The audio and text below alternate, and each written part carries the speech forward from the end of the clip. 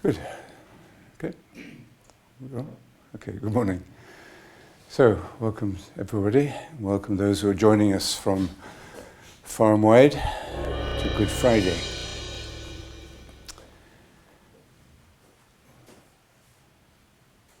If you have ever been with somebody as they died, those moments of death become highly imprinted on your memory. And it's almost as if you're stepping outside of time, because time is stopping. Within your view, there is someone who is stepping outside of time. And if you have ever grieved deeply for anyone, in the same way we have this sense that I think Good Friday gives us through the liturgy and through the scriptures of the true meaning of what the Passion narrative is. And what we've been saying in this week is that the meaning of the Passion narrative is an illumination of the human condition, what it is to be human, to live and to die and to love and to suffer and to celebrate and community and so on. So all of these are brought together in these short moments, really, of Jesus' life, but all the Gospels give in a sense, a disproportionate amount of space to describing the last hours or the last moments of Jesus' life, compared with the other passages. We remember for 30 years, we know nothing about him. For most of the public ministry, we know relatively little, but those last moments, last hours of his life become highly charged with vivid and moving significance.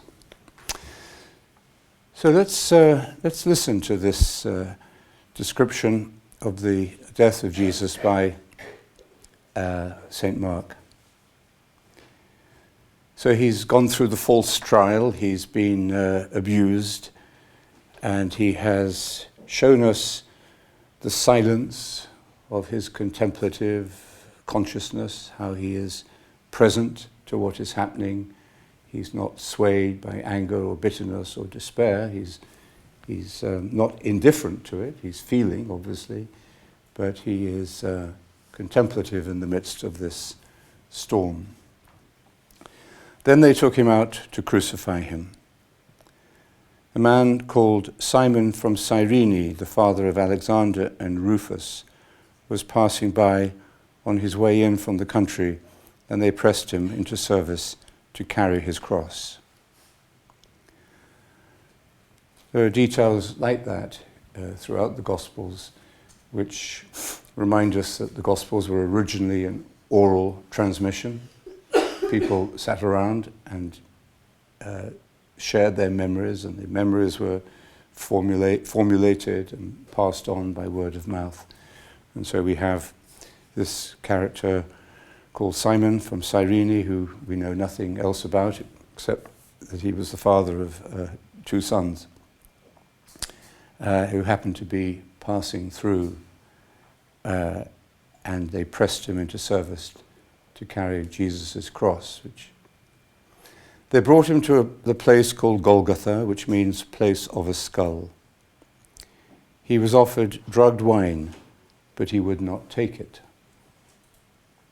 There's no explanation of why he didn't take this, which would have, put him out. But clearly, it's worth mentioning. Then they fastened him to the cross. They divided his clothes among them, casting lots to decide what each should have.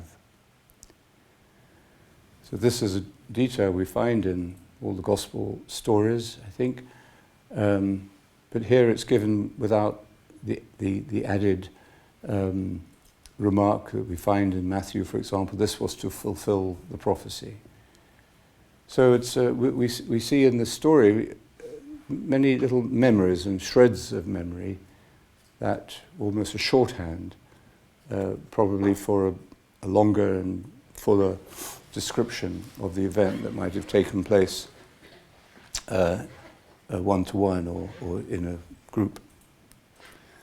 The hour of the crucifixion was 9 a.m, and the inscription giving the charge against him read, "The King of the Jews." 2 bandits were crucified with him, one on his right and the other on his left.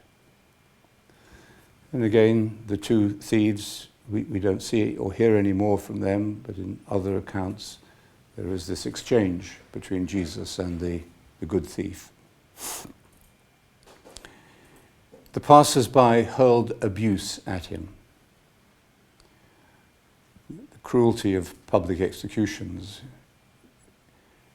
and the voyeurism of it, even in some parts of the world today, and in the Western world up until, I don't know when the last public execution was, maybe early 19th century.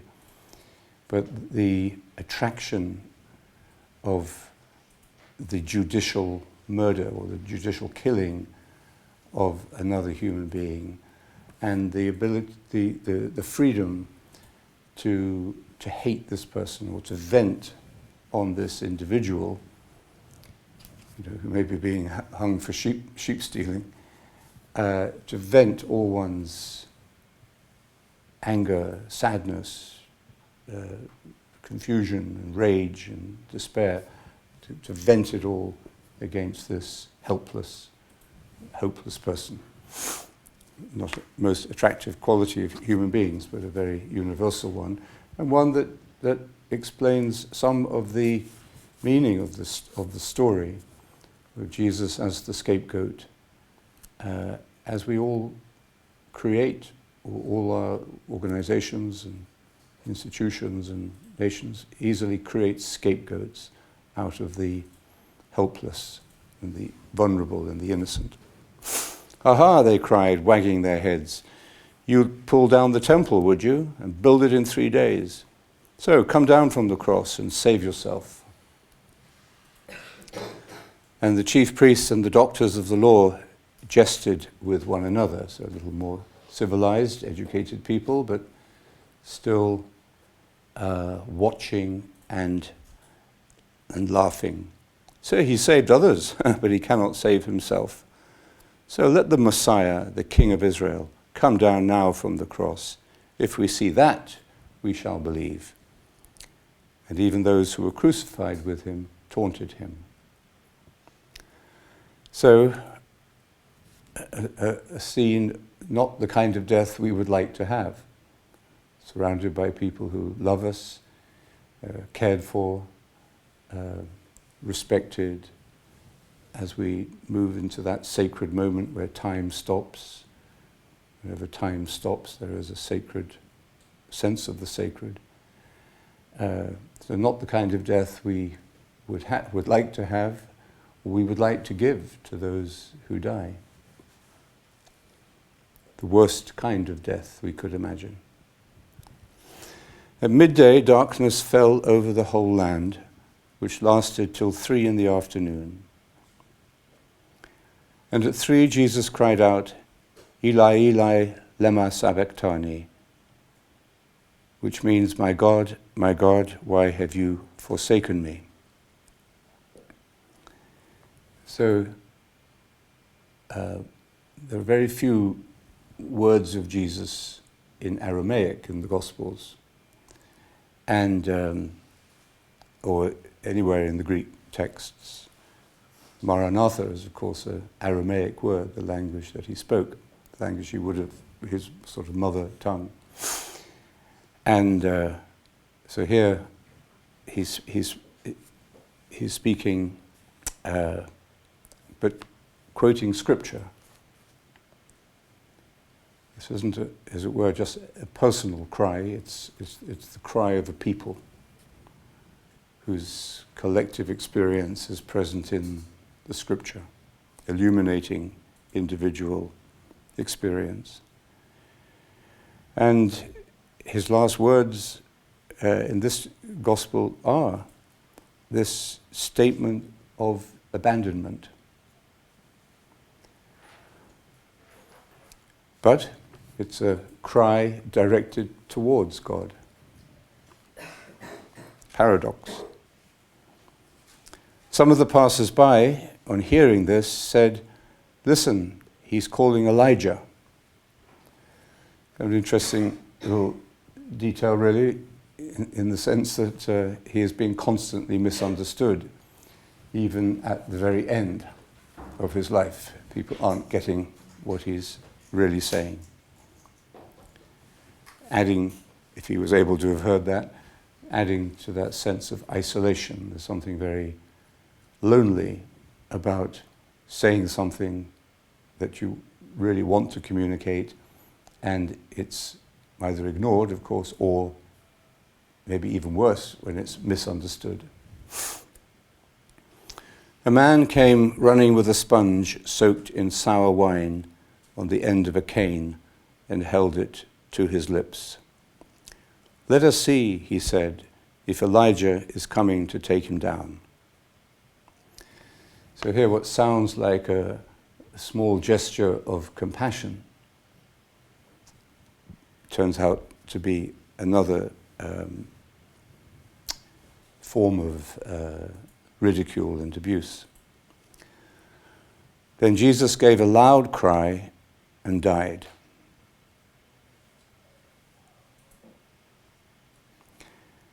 And the curtain of the temple was torn in two from top to bottom.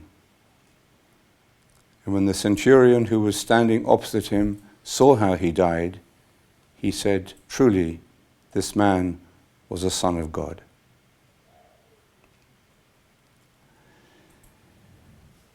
So there is this definitive moment of death, the last breath. And as long as there is breath, however painful our breathing may be, as long as there is breath, we are alive. We're still in touch with human community, fellowship, relationship, even if it's as damaged as it is in this case. But there is a last breath, inevitably and universally, for each of us, and that is the frontier. So the gospel account here has two add-ins, symbolic statements. At midday, darkness fell over the land, which lasted for 3 hours. Symbolic statement of the 3 hours on the cross, which for Pilate was surprisingly short. He was in another account, he was amazed that Jesus died so quickly. And then this other, more theological statement, which is not meant to be taken literally: the curtain of the temple was torn in two from top to bottom. So there are two, and then the centurion, the Roman centurion, sees how he dies and affirms him as a son of God. So two points that say something about the meaning of this individual death. One is the transformation of the religious context in which all of this is seen to be happening, a break with the past, a new beginning, and also the fact that the meaning of this event has already begun to seep out beyond the confines of that religious and cultural tradition in that little place near the garbage dump of Jerusalem, Golgotha. It's already begun to seep out into the world, into the bigger world, through this Roman soldier, who also becomes a figure of legend in other accounts. So this is what we contemplate and reflect on today.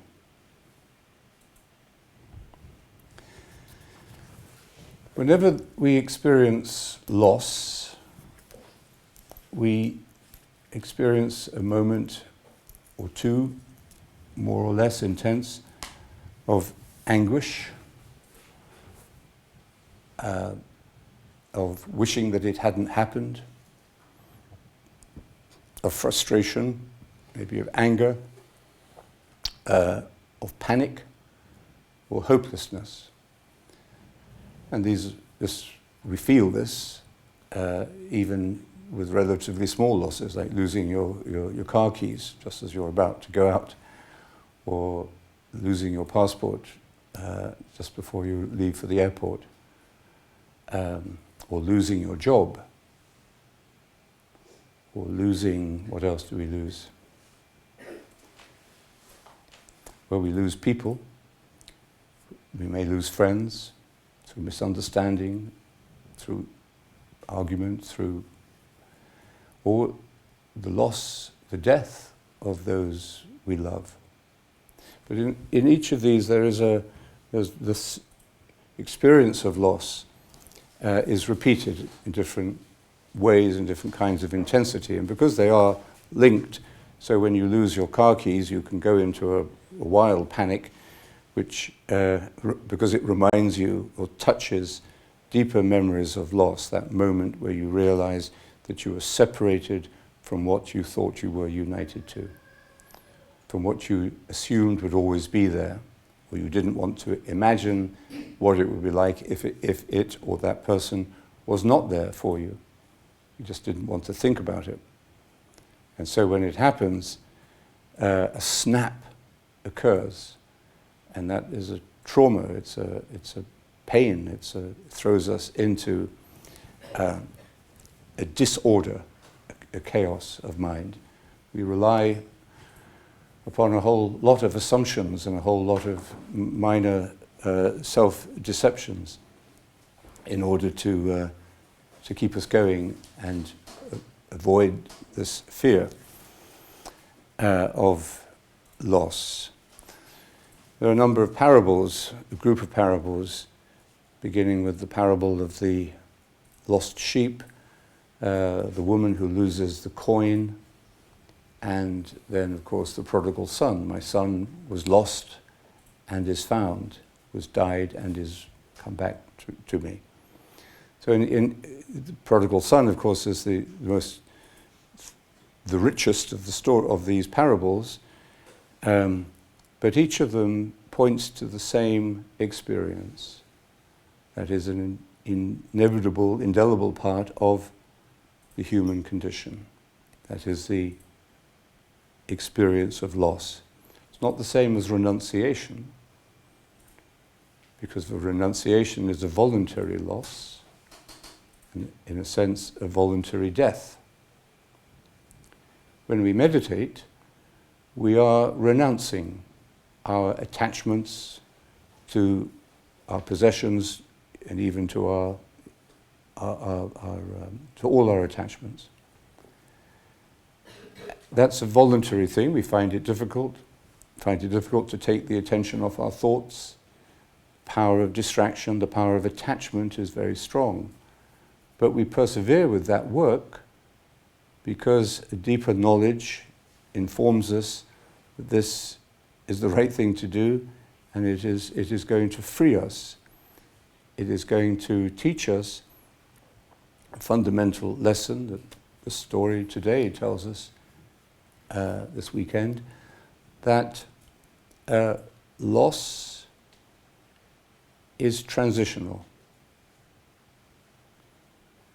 It leads us into a period of disorder, a period of doubt, of chaos maybe, and that is what Holy Saturday will symbolize. that period in between where we have lost what we had and cannot find it again. But then that is, I'm afraid that's me, that is consumed, that loss is then consumed, and the anguish that comes from it in finding. In all of these stories, these parables, loss leads to finding. Now, these parable stories, we find exactly what has been lost. But we have been changed through the experience of loss. And we see the meaning of what we had or have differently. We see our relationship to what was lost very differently after it has been let go of or lost and then rediscovered. And this is what this experience of loss applies to the smallest things in our lives. When you lose someone's name, or you lose a word that you're looking for, and it comes back that in that moment of recovery, of finding again, there is a surge of joy, of reconnection, the joy of the resurrection, of finding again, but also a new way of looking at it. We have gone through something, loss, death, separation, and this applies even especially mysteriously to our relationship to those we love who have died. They don't come back in the same way. We don't find them again as we knew them before. And that's going to be true of the resurrection itself. But there is a rediscovery.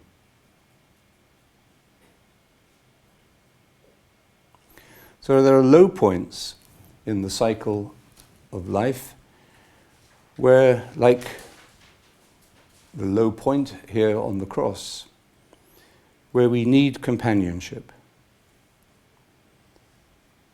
In these times of loss, it is the human, the deepest human need is not to be left alone.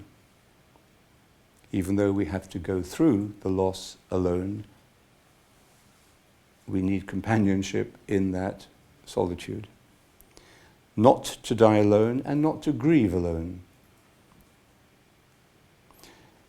And grief itself, and we'll see the family and the friends of Jesus grieving for him in this time, this period, indeterminate period after his death. But grief itself is a form of dying. It's as if part of the power of death has entered into us, the survivor. We're survivors, but we are not left untouched. We ourselves, part of us has died. So dying, in the meaning we can see in this story, is a transition. It's part of life. We are terrified by our ultimate last breath because we can't see beyond it. But actually, we are living with death continually. Every breath we take is every breath we breathe out before the next one comes in, 20,000 times a day, I think it is a reminder of our mortality, of our fragility, and of the fact that we are living with death constantly. Death is part of life. We fear death because we fear change, although we need change to be alive, but we fear change that we cannot control. And the experience of loss is the loss of control. The fear of death is our deepest repression, our deepest fear. We don't think or talk about it very much unless at certain periods of our life, when we're going through grieving, or when we are facing the death of someone we love, or we face a reminder of our own mortality. Otherwise, we keep this fear out of sight. We have to get on with things, have to move on with life. There is an alternative to this, recommended by the spiritual traditions, all the great religious wisdoms, which is that rather than repressing the fear of death, we should be keeping death constantly before our eyes, as St. Benedict says. I think we heard that last night at Paul's oblation. The reminder and the tools of good works. One of the skillful means, as the Buddhists would call it, or the tools of good works, is to keep death constantly before our eyes. Now, to the modern mind, this is rather morbid. Why should we be thinking about death all the time? Well, it doesn't say think about death all the time. It's saying to keep it before our eyes because it is part of life. We would be able to see what is the meaning of life, the full meaning, the full texture, the full light and shade of life, if we keep ourselves open to the reality of dying, continuous dying, and don't repress it.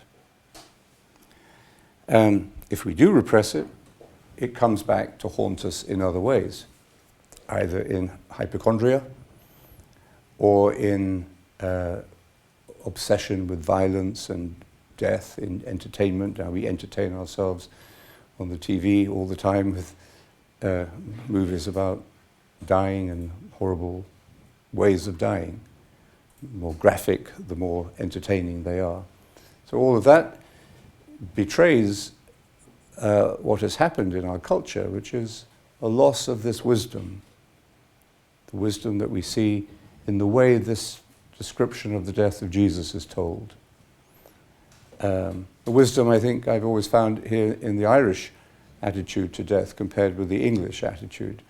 The English attitude is really death as a slight embarrassment, like Brexit, like leaving and so on. And we sort of try not to talk about it. And but the Irish have and other cultures, of course, maybe because of the strong, pervasive faith that is part of the culture, and the familiarity with these stories that shape our thinking, shape our emotional responses to the events in our lives.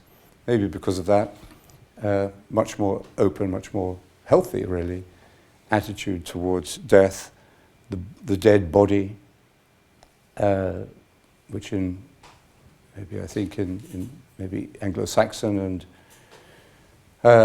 American cultures is sort of swept away as quickly as possible, whereas in other cultures the body remains for a period of time a physical connection that can be touched and so on. So all of this is clearly present in this story.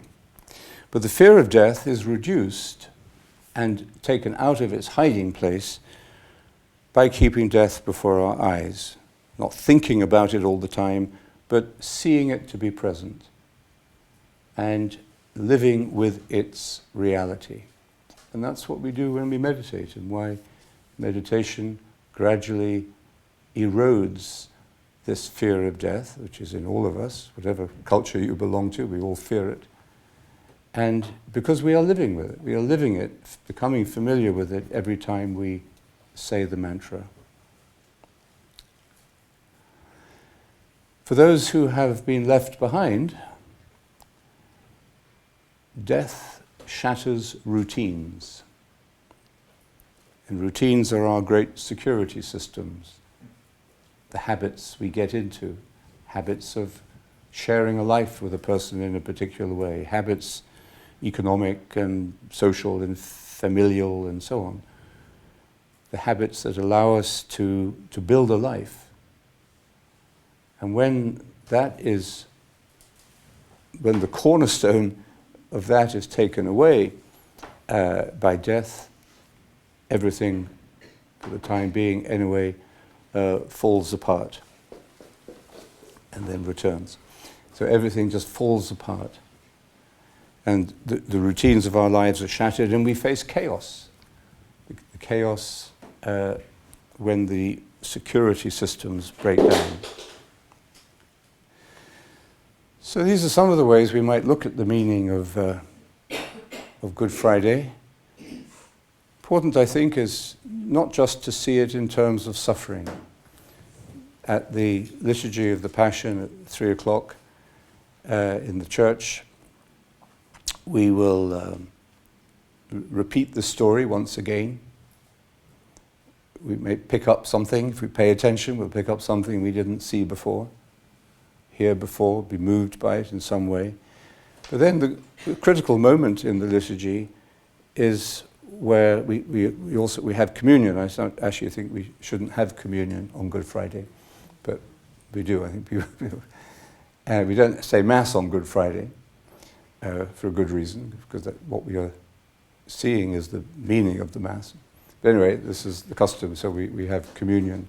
But the critical moment of the liturgy is really, I think, where we are invited to come up and venerate the cross. And the cross we'll have today is not a crucifix with a portrayal of Jesus crucified, but just a simple cross, the great symbol. And we're invited to come up as an expression of our personal relationship to the mystery that it puts before us. We don't have to say what we believe. We don't have to answer any catechism questions rightly. And we don't have to say anything. We just come forward if we wish, and in some simple way venerate the cross, touch the cross, or kiss the cross. And it reminds us that it is not suffering, physical suffering or anguish, that is the main meaning of Good Friday.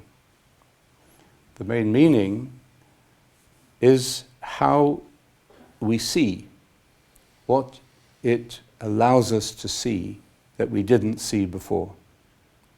That is, before our eyes, but we didn't see it. We are invited to see how he died. And rather than getting caught up merely in the details of his suffering, imagining them, that may be of value, that kind of bringing it alive to us, but it isn't the main purpose of Good Friday or our devotion to the cross. It's not to concentrate imaginatively upon the suffering, but it's to see the love that it channels, that it expresses, and the love which did not leave him, even as he went through all of the stages of the Passion narrative of his story. The love did not leave him, however shaken he was. And that love is reflected in what he doesn't do. He doesn't escape. He doesn't even take the drugged drink. Symbol. It doesn't mean that we shouldn't take painkillers, but the symbolism of this is that he doesn't escape. That he doesn't vent his anger and bitterness and hatred and despair. He expresses that feeling of abandonment, which is pure honesty, is actually a pure expression of love, because this is what I feel.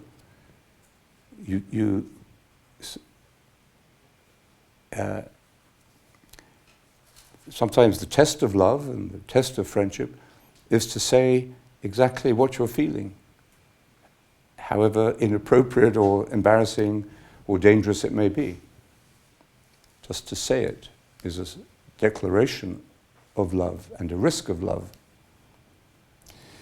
Anyway, so it's what he doesn't do, but it is also the forgiveness, the compassion, the contemplative stillness that he shows throughout this period. In the letter to the Philippians, there is in the Greek a word called Kenosis, which means emptying. And let me just find it here for you.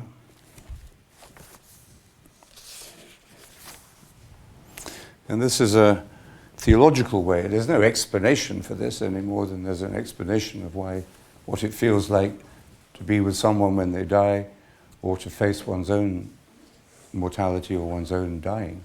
There's no explanation for that.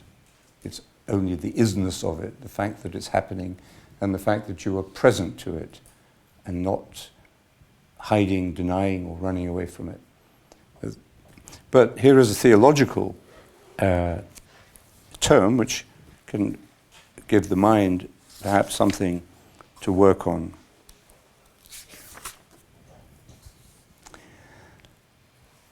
Let your bearing towards one another arise out of your life in Christ Jesus. Because the divine nature was his from the first, yet he did not think to snatch at equality with God, but made himself nothing, or another translation, emptied himself, assuming the nature of a slave. Bearing the human likeness, revealed in human shape, he humbled himself and in obedience accepted even death on a cross. Therefore God raised him to the heights and bestowed on him the name above all names. So the theology here expresses both the original nature of Jesus as the Son of God, sharing in the divine nature, but God and it's emptying himself of that in Jesus. So the incarnation, the physical embodiment of Jesus, both reveals the divine and hides the divine. It is a manifestation of God's emptying, God's emptiness, a very important term in many wisdom traditions used differently, but here it's used to describe what God does in order to become human in Jesus. For Jesus to be the full revelation of God, as Christian faith makes clear, there has to be this unimaginable kind of reversal, putting God into reverse and emptying himself of his divinity in order to become human, but in doing so reveals the divine through the paradox of the human divine nature. So there's a self-emptying, which is the very, way in which the incarnation happens, but it's the same self-emptying that happens in the Passion, in the cross. So having emptied himself of his divinity and become the Word made flesh, Jesus then goes on to empty himself in his death. He would have died anyway as a human being, but it's the way he died and the self-emptying that he turned it into that makes this a Good Friday and the most significant of the billions of human deaths that have happened. So it's not suffering that is the main meaning of Good Friday, but the love that is revealed paradoxically and maybe shockingly in the self-emptying process. And it's this that allows us to look at the theological idea of sin in a healthy way. It is not healthy, I don't think, for us to look at the cross and say, this is punishment taken on by Jesus. He's paying the debt for us. You know, I went bankrupt. The banks were about to close in on me, and God suddenly appears and pays off the debt because of sin. It's a way of putting it. There's a certain value in the metaphor, maybe, but it's certainly not the best metaphor, it seems to me, to understand the meaning. But sin is a reality nonetheless. After all, Jesus wouldn't be on the cross if it were not for sin. If he was put into the hands of sinful men, it says in Scripture. So, but the cross also today allows us to see the reality, or maybe the unreality of sin, certainly the power of sin, of injustice, of cruelty, of all the things that we are most ashamed of in being human, and that when we see examples of around us or in the media, we say we are shocked and we are astounded that human beings could act in this way. So we don't have to deny the fact of sin and darkness and evil in the world, but it's how we see the cross that enables us to understand what sin means and how we actually deal with it, how God actually deals with it, which is not punishment. The cross looks like a punishment, but it's not a divine punishment. It's the human way of avoiding the truth. And all of this is exposed as soon as we touch the essential dynamic of Good Friday through our own experience. When we see that this is speaking to our human condition, it's illuminating, touching it, it's meaningful for each one of us and for all of us. As soon as we get that glimpse of the connection, then all the rest begins to flow, and we have both a sense of wonder and mystery, but also a sense of something actually being communicated to us.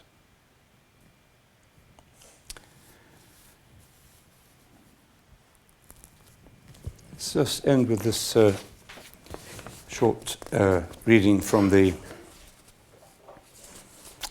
Tao Te Ching, one of the great Chinese wisdom texts.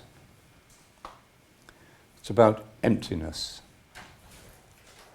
As I was saying, the cross is the illustration, the symbol of this self-emptying of God and of the man Jesus. 30 spokes unite around one hub to make a wheel. It is the presence of the empty space that gives the function of a vehicle. Clay is molded into a vessel. It is the empty space that gives the function of a vessel. Doors and windows are chiseled out to make a room. It is the empty space in the room that gives it function. Therefore, something substantial can be beneficial, while the emptiness of void can be utilized. I'll read that again before we meditate. So let's take a couple of minutes to prepare for meditation. So let's listen to this poem about emptiness from the Tao Te Ching. 30 spokes unite around one hub to make a wheel. It is the presence of the empty space that gives the function of a vehicle. Clay is molded into a vessel. It is the empty space that gives the function of a vessel. Doors and windows are chiseled out to make a room. It is the empty space in the room that gives it function. Therefore, something substantial can be beneficial, while the emptiness of the void is what can be utilized. Okay, 3 times. Count 3 in between. 3.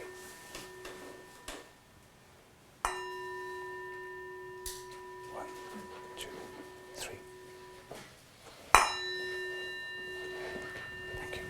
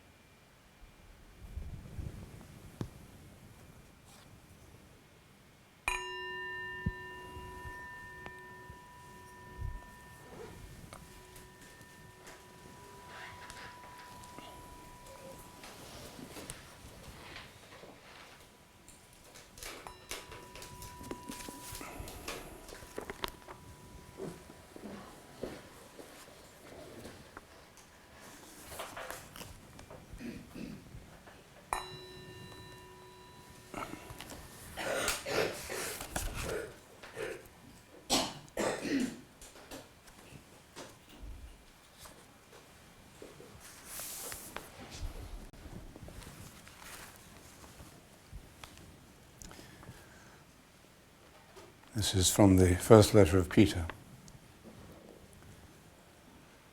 All this is cause for great joy, even though now you suffer for a little while, if need be, under trials of many kinds. Even gold passes through the assayer's fire, and more precious than perishable gold is faith which has stood the test. These trials come so that your faith may prove itself worthy of all praise and glory and honor when Jesus Christ is revealed. You have not seen him, yet you love him. And trusting in him now, without seeing him, you are transported with a joy too great for words, while you reap the harvest of your faith, that is, salvation for your souls.